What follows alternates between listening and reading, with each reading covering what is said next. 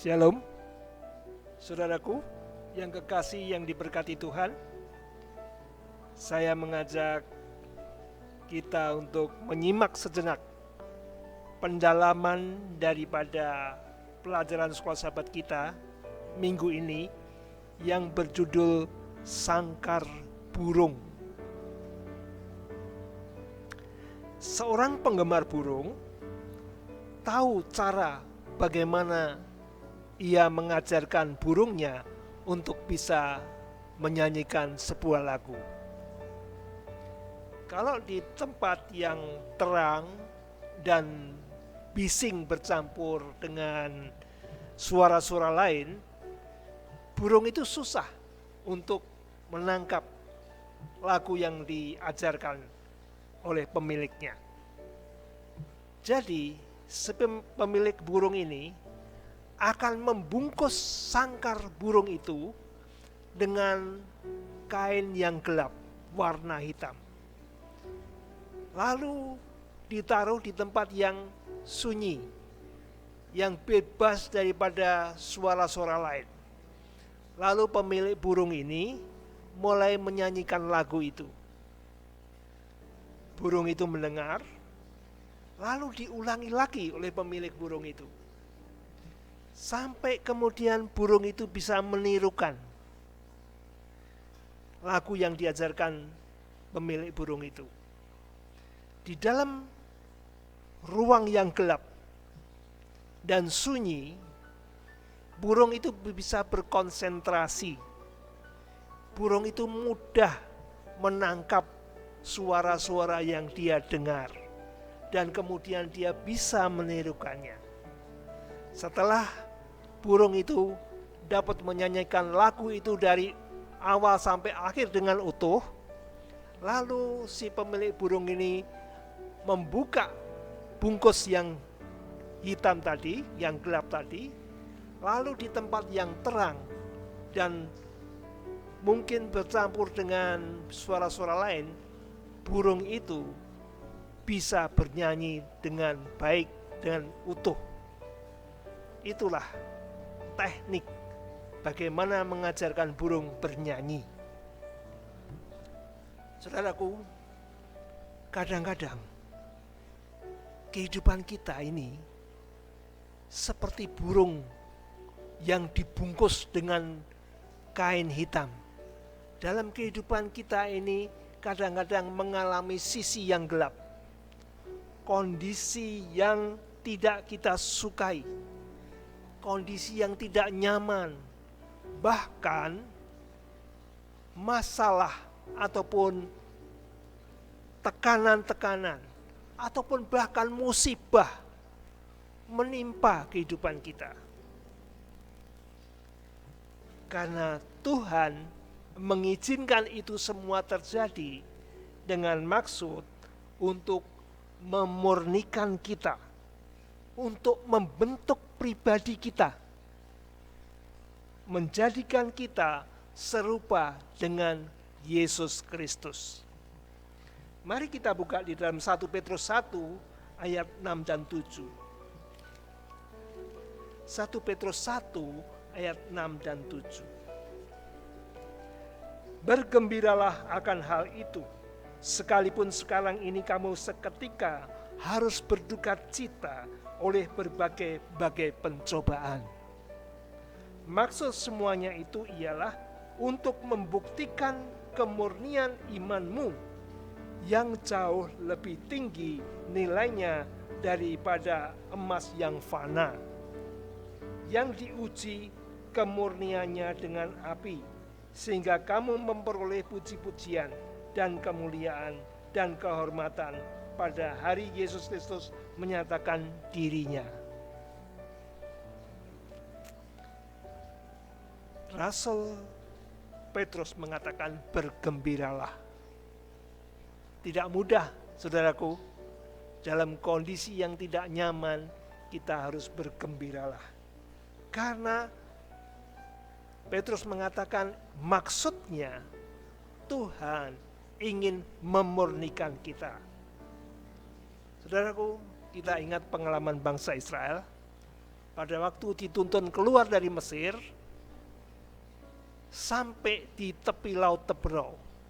Itu jalan buntu, saudaraku.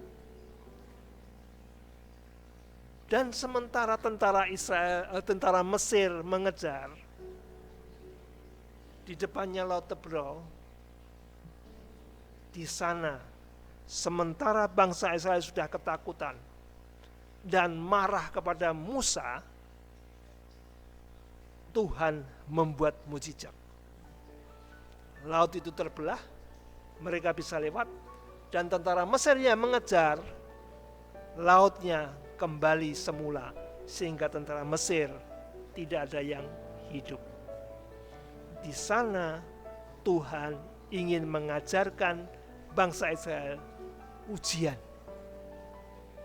dan iman mereka untuk percaya kepada penyertaan Tuhan. Dari laut Tebrau, Tuhan tuntun kembali ke tempat yang tidak ada airnya. Kita bisa bayangkan padang gurun yang panas dengan 2 juta, 3 juta orang yang kehausan. Mereka sudah berteriak-teriak kepada Musa. Di sana Tuhan membuat mujizat. Melalui batu karang, Tuhan memberikan minum kepada bangsa Israel. Yesus Kristus setelah berpuasa, dia dibawa Roh Kudus ke padang gurun. Di sana digoda oleh setan 3 kali. Tuhan membiarkan dengan maksud satu pelajaran bagi kita, bahwa untuk melawan godaan kita harus ingat akan firman dan janji Tuhan. Ada tertulis. Kita ingat Ayub yang saleh dan jujur, yang menjauhi kejahatan dan takut akan Allah. Apa yang kurang? Allah bangga melalui kehidupan Ayub, tetapi Allah membiarkan pencobaan, ujian itu datang. Hartanya habis, anaknya pun habis, bahkan tubuh fisiknya pun diserang penyakit. Sehingga apa yang mau diharapkan daripada Allah saat-saat yang kritis? Tuhan kadang-kadang membiarkan itu terjadi. Dan Ayub setelah merenungkan selama penderitaannya ini, dia bisa mengatakan, karena ia tahu jalan hidupku, seandainya ia menguji aku akan timbul seperti emas. Lebih murni kehidupan Ayub, seperti emas imannya.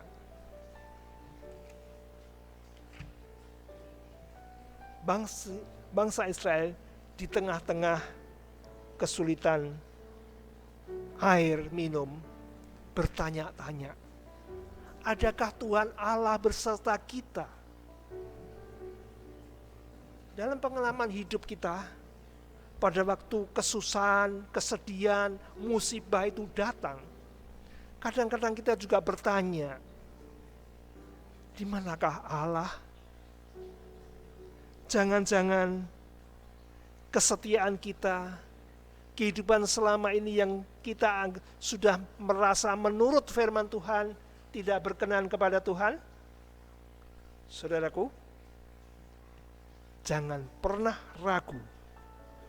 Allah sangat mengasihi kita. Allah berjanji akan menyertai kita, tidak akan meninggalkan kita, apapun situasinya. Ingatlah pertolongan Allah pada masa-masa yang lampau dalam hidup saudara. Tetaplah mendekat kepada Tuhan. Dalam situasi yang seburuk apapun, percayalah kepada Tuhan. Kita buka satu ayat, 1 Korintus 10 ayat 13. 1 Korintus 10 ayat 13.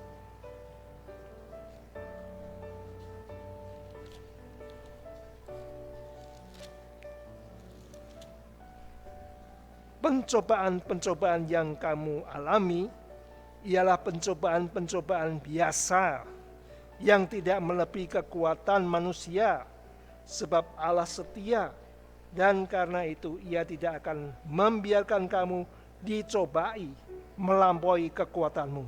Pada waktu kami dicobai, Ia akan memberikan kepadamu jalan keluar sehingga kamu dapat menanggungnya. Allah tidak selalu membawa kita ke tempat yang menyenangkan. Kalau Dia selalu memberkati kita dengan berkat-berkat dunia, kelimpahan materi, kesenangan-kesenangan, kesuksesan, keberhasilan, mungkin kita akan membuat kita lupa kepada Tuhan.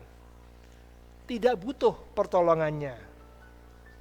Dia mengizinkan pencobaan dan kekecewaan datang kepada kita sehingga kita seperti kita dapat menyadari ketidakberdayaan kita dan kita membutuhkan pertolongannya. Ayat yang terakhir saya bawakan adalah Rom 8 ayat 28. Roma 8 ayat 28. Kita tahu sekarang bahwa Allah turut bekerja dalam segala sesuatu untuk mendatangkan kebaikan bagi mereka yang mengasihi Dia, yaitu bagi mereka yang terpanggil sesuai dengan rencana Allah.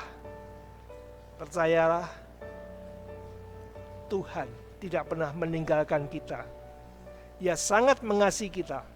Sekarang kalau terjadi sesuatu yang tidak kita harapkan, percayalah, Dia turut bekerja dalam segala sesuatu untuk mendatangkan kebaikan bagi kita. Saya rindu untuk berdoa bagi saudara dan saya. Mari kita berdoa.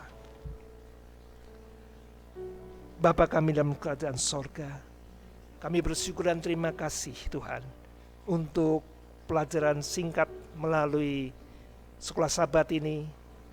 Bagaimana Tuhan dalam kehidupan kami yang saat-saat di mana kami merasa Tuhan telah meninggalkan kami, saat-saat di mana tidak kami sukai Tuhan, kekecewaan, kerugian, sakit penyakit, penderitaan, ataupun musibah Tuhan, biarlah Tuhan boleh menambahkan iman kami untuk tetap percaya kepada pertolongan Tuhan, dan Tuhan telah bekerja untuk mendatangkan kebaikan bagi kami. Tuhan, kuatkanlah bila mana ada di antara kami Tuhan saat ini sedang tawar imannya. Kiranya tetap percaya, berharap, dan Tuhan memberikan jalan keluar yang terbaik, menyatakan kemuliaan-Mu melalui mujizat dalam kehidupan mereka Tuhan. Terima kasih Tuhan, kami serahkan sepanjang hari ini di dalam tangan Tuhan, dan kami selalu rindu untuk mendengar firman Tuhan. Kami berserah dengan mohon ampun dosa kami. Dalam nama Tuhan Yesus kami berdoa dan mengucap syukur. Amin.